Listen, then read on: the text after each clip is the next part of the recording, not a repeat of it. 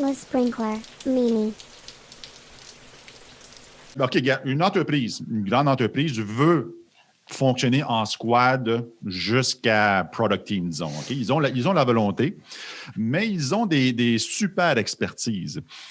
Par exemple, j'ai travaillé dans une entreprise où il y avait un expert AI en climatologie. Je te le jure, il y en a un. Au Canada. Oui, peut-être sa planète ou l'univers, je ne sais pas. Mais ils veulent créer une équipe ou des équipes autonomes avec une vision claire, capable d'aller jusqu'à la mesure d'impact et puis de contrevalider, de s'ajuster en conséquence. Mais il y a un bonhomme qui est expert AI en climatologie. On fait quoi avec lui? On fait dur. va falloir qu'on apprenne. Hein. Non, après, tu as les modèles, je l'avais évoqué, tu as le modèle de dispatcher tes ressources un peu tout le monde, si tu en as assez, ou si tu es prêt à en embaucher. Ou alors, tu as le modèle de dire, non, OK, ça reste une équipe à côté. Par contre, c'est une équipe, j'ai envie de dire support, le terme peut être ambigu parce que c'est pas support client, mais en support des équipes produits. Et qui est là pour donner expertise et qui est vraiment dans une posture de coaching, en fait. C'est-à-dire que quand je viens aider une équipe, je ne viens pas pour coder la feature. Je ne viens pas pour écrire la spec, pour vous donner les règles, etc. Je suis là pour vous apprendre à le faire. On peut le faire en pair. Enfin, voilà, ça fait partie de la formation. Mais c'est bien vous qui le faites. Et c'est pas... Apprendre, il faut que la personne ait bien envie de le faire. Mais après, on arrive sur c'est quoi ses motivateurs intrinsèques. Il faut réussir à le motiver. Alors, en soi, ça peut être super qualitatif de se dire, en gros, au lieu de lui dire, t'es l'expert de la boîte, regarde, il y a que toi qui sais y toucher, ça devient, t'es l'expert de la boîte, tout le monde se réfère à toi quand il y a ce problème. Je viens te référer, pas demander pour faire le travail. Ouais. Tu vois, on doit pouvoir le motiver pour qu'il trouve ça génial et faire monter en compétences. Ce qui n'empêche pas d'avoir des cas particuliers où c'est vraiment pointu et on se dit, non, mais celui-là, il faut qu'on se fasse des réunions spécifiques avec lui pour en échanger. C'est un expert à côté. Et on fait exprès de retarder cette feature-là parce qu'on sait qu'il faut qu'on la cadre bien. Mais en fait, c'est assez classique. Parfois, il y a des sujets. Il y a plein de sujets, on est content de les prendre au dernier moment parce que comme ça, au moins, c'est rapide, on peut changer, on ne fait pas de gâchis.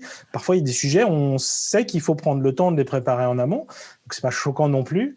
Et donc, on valorise. Par contre, on est bien d'accord que c'est bien toujours l'équipe qui fait le taf. Oui. Tu as touché à un autre sujet. Il faut que l'expert ait la volonté de le faire. Parce qu'il y a des gens qui sont les héros, ils veulent demeurer le héros. Puis,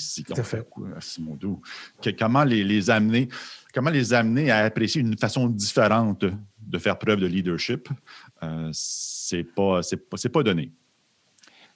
Je pense qu'il y a un aspect culturel d'entreprise. Et si cette personne-là a été montée en héros, c'est que le restant du système l'a valorisé ainsi. Si le héros, c'était celui qui teachait le plus ou qui enseignait le plus, il n'y aurait pas eu le même comportement, peut-être. Pardon, disons qu'il y a deux sortes de héros. Hein.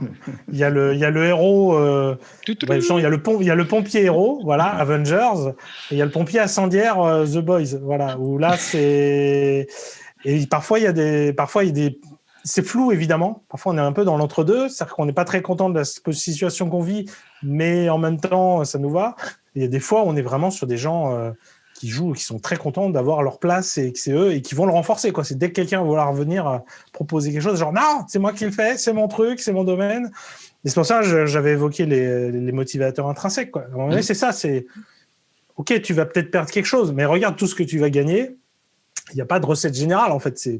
C'est à chaque personne.